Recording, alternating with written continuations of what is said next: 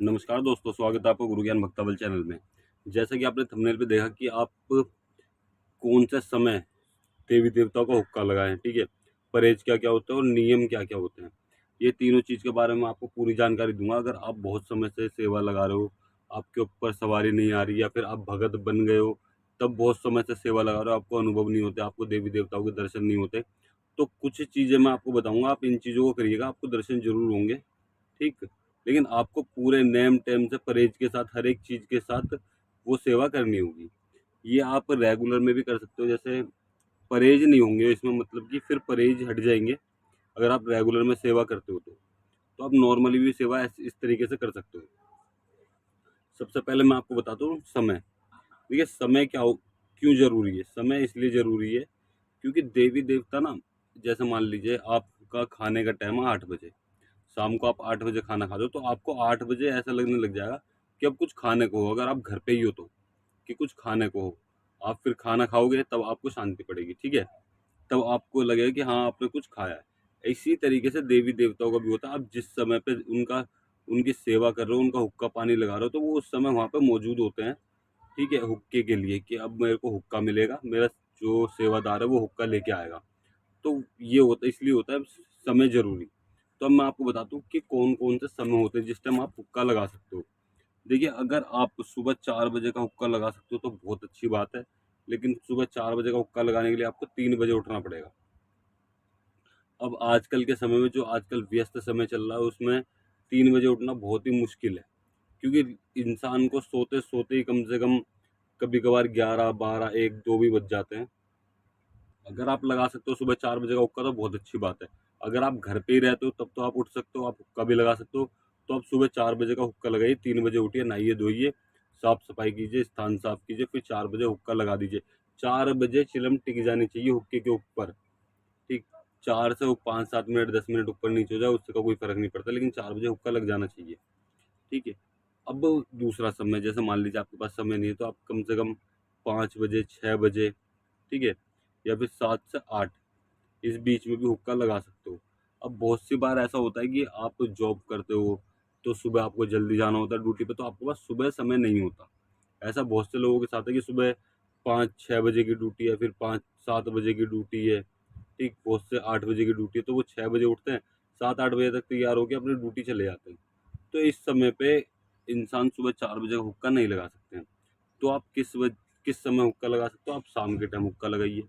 सुबह आपके पास टाइम नहीं है, कोई भी दिक्कत नहीं, शाम को आप हुक्का लगा दीजिए। मान लीजिए आप 5 बजे घर आ जाते हो अपने ऑफिस से घर आने के बाद आप 6 बजे का हुक्का लगा दीजिए। आप 6 बजे हुक्का लगाइए, सेम जिस तरीके से आप लगाते हो, जो भी आपका सेवा करने की विधि है, जो भी आपके गुरु ने बता रखी है, आप उस विधि से हुक्का लगाइए शाम को 6 बजे, ठीक है। लेकिन एक चीज का ध्यान रखना है, रोज शाम को 6 बजे हुक्का लगाना है आपको। अगर कभी कभार, अब बहुत सी बार ऐसा होता है कि कभी कभार ड्यूटी पे लेट हो गए, या फिर रास्ते में जाम मिल गया, या फिर कुछ भी चीज हो जाती है, तो आप 6 बजे नहीं लगा पाते हो, आप थोड़ा लेट हो जाते हो, तो आप वहीं से देवता को ध्यान में करते हुए बोल दो कि आज मैं हुक्का लगाने में थोड़ा लेट हो जाऊंगा, लेकिन आके हुक्का जरूर लगाऊंगा। अब मान लीजिए आप 6 बजे लेट हो गए, आप आए 8 बजे, तो 8 बजे आप आके हुक्का लगाइए, कोई भी दिक्कत नहीं होनी, कोई भी परेशानी नहीं होने की, उस दिन का चल जाएगा। लेकिन फिर से आपको वही 6 बजे लगाना है। अगर हो सकता है आपकी ड्यूटी का टाइम चेंज हो गया, तो आप उस टाइम को, अपने जो घर पे सेवा लगाते हो उसका भी टाइम चेंज कर सकते हो। आप देवी देवता से बोल सकते हो कि बाबा जी, मेरी ड्यूटी का टाइम चेंज हो गया, मैं इतने से इतने बजे तक ड्यूटी जाऊंगा, लेकिन मैं वहां से आके इतने बजे हुक्का लगाऊंगा। मान लीजिए आप 8 बजे का 8 बजे का हुक्के का टाइम रख लीजिए। आप इससे अलग हटके भी मैं आपको बताता हूँ और क्या टाइम आप हुक्का लगा सकते हो। आप 10 बजे हुक्का लगा सकते हो, और रात को 12 बजे भी हुक्का लगा सकते हो। रात को 12 बजे हुक्का कब लगता है, तब आप सेवा या साधना कर रहे हो, रात को 12 बजे का हुक्का तब लगेगा, ठीक है। अगर आप नॉर्मली सेवा कर रहे हो तो 12 बजे का हुक्का आपको नहीं लगाना है, आप 10 बजे तक हुक्का लगाइए। अगर आप सेवा साधना कर रहे हो तो आपको 12 बजे हुक्का लगाना है। उसकी थोड़ी सी विधि होती है।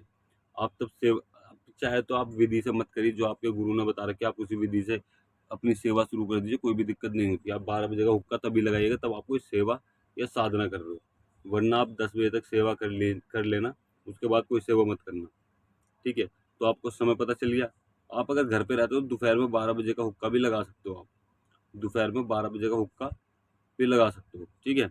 अब मैं बताता हूँ आपको परहेज। अगर आप कोई सेवा कर रहे हो, आपके ऊपर इस चीज़ पे सवारी नहीं आती देवी देवताओं की, या किसी वजह से सवारी नहीं आ रही है, तो आप क्या कर सकते हो, आप परहेज में बताता हूँ आपको। देखिए, मैं छोटे-मोटे परहेज बताऊँगा आपको, बहुत सारे परहेज नहीं बताऊँगा।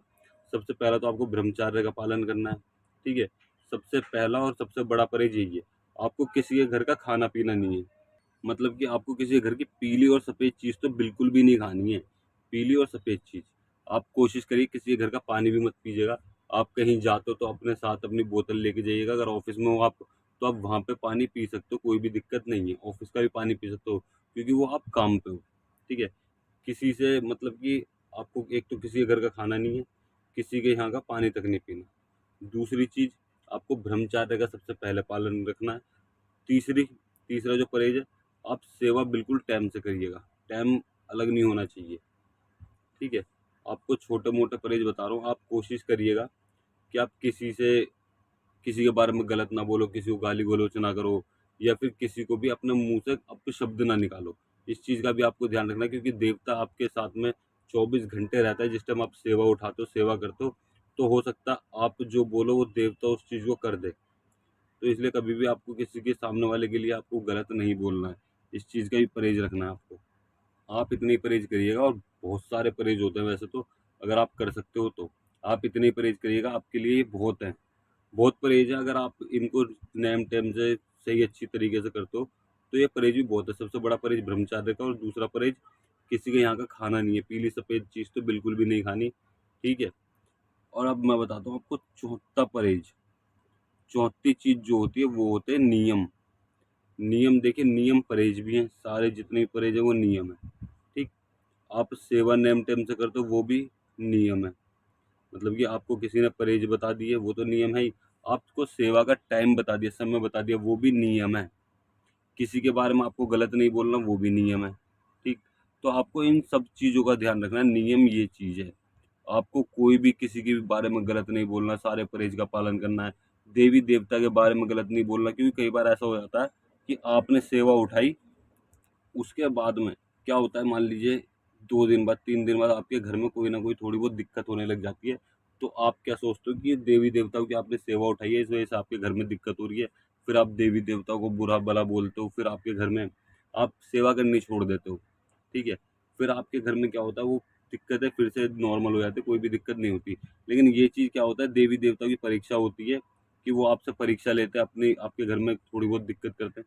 वो दिक्कत भी खुद करेंगे, और आप हाथ पल्ला दोगे खुद ही ठीक कर देंगे। कोई भूत प्रेत नहीं होगा, लेकिन हाँ, अगर आप पूछा देखोगे तो आपको भूत प्रेत चढ़ेगा, 100% चढ़ेगा। लेकिन वो भूत प्रेत नहीं होता, वो देवी देवता ही होते हैं, क्योंकि आप देवी देवता से ही पूछा देख रहे हो, और देवी देवता ही आपको बता रहे हैं, और वहाँ पे भी देवी देवता ही हैं। तो वो आपको बताएँगे भूत प्रेत है। तो वो आपको, आप उनके नाम से हाथ पल्ला दोगे, वो तब हाथ पल्ले में भी ठीक कर देंगे। सब चीज़ करेंगे वो, लेकिन आपको इस चीज़ का ध्यान रखना है। देवी देवता ये परीक्षा लेते हैं, फिर आपको परीक्षा में अगर आप एक बार पास हो गए, तो समझ जाइए देवी देवता की कृपा आपको मिल गई। अब जैसे मान लीजिए आपने हुक्का लगाया, आपके घर में 2 दिन बाद कोई दिक्कत होने लगी थोड़ी बहुत, ठीक है? फिर आप क्या करते हो, आपने पूछा देखी देवी देवता के नाम से, आपने देखा कि भाई बाबा जी ये तो रोग चल रहा है, अपना हाथ पल्ला दिया वो ठीक हो गया। लेकिन आपको, जब आप वहाँ पे तो ठीक हो गए आपके घर में, लेकिन जब आप सेवा करोगे तो सेवा पे आपको बोलना है कि बाबा या माता जिसकी भी आप सेवा कर रहे हो, कि मुझे तुम चाहिए, ये रोक-धोक नहीं चाहिए। आप इस तरीके से बोलिएगा, आपके घर में जो भी परेशानी होगी वो भी ठीक होती चली जाएँगी। अगर देवी-देवता आपकी परीक्षा ले रहे होंगे, वो भी शांत होते चले जाएँगे। मतलब कि मेन चीज़, कोई भी दिक्कत नहीं होने की, और देवी-देवता की कृपा भी आपको मिलेगी, 100% मिलेगी। ठीक है? अगर आपको ये जानकारी अच्छी लगी हो तो वीडियो को लाइक करें, चैनल को सब्सक्राइब करें, और बेल आइकन ज़रूर दबाएँ, ताकि हमारे द्वारा दी गई जानकारी आप तक समय पर पहुँच सके।